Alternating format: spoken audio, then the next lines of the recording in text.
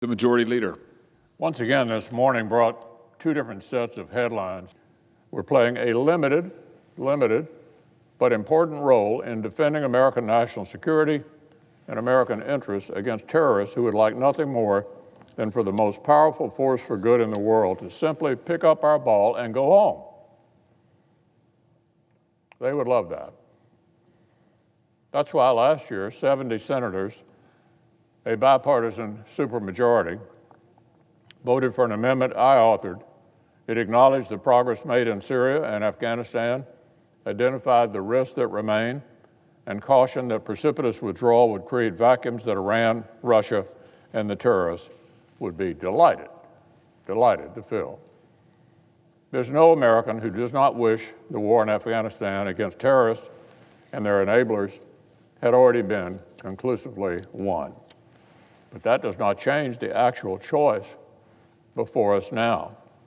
A rapid withdrawal of U.S. forces from Afghanistan now would hurt our allies and delight the people who wish us harm. Violence affecting Afghans is still rampant. The Taliban is not abiding by the conditions of the so-called peace deal. The consequences of a premature American exit would likely be even worse than President Obama's withdrawal from Iraq back in 2011, which fueled the rise of ISIS and a new round of global terrorism.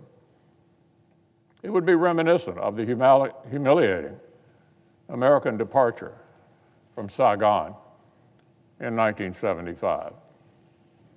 We'd be abandoning our partners in Afghanistan, the brave Afghans who are fighting the terrorists and destroying the government's leverage in their talks with the Taliban designed to end the fighting.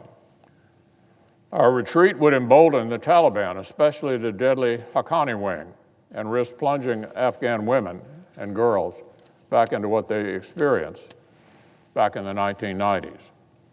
It would hand a weakened and scattered al-Qaeda a big propaganda victory and a renewed safe haven for plotting attacks against America.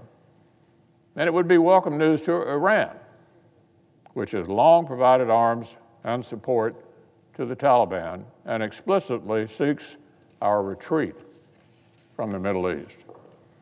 A disorganized retreat would jeopardize the track record of major successes this administration has worked hard to compile. As a number of former officials and ambassadors recently stated, the spectacle of U.S. troops abandoning facilities and equipment, leaving the field in Afghanistan to the Taliban and ISIS would be broadcast around the world as a symbol of U.S. defeat and humiliation and of victory for Islamic extremism. President Trump deserves major credit for reducing U.S. forces in Afghanistan to a sustainable level, scoring major victories against terrorists across the region, and ensuring the Afghans themselves are at the front of the fight. That same successful approach should continue until the conditions for long-term defeat of ISIS and al-Qaeda have been achieved.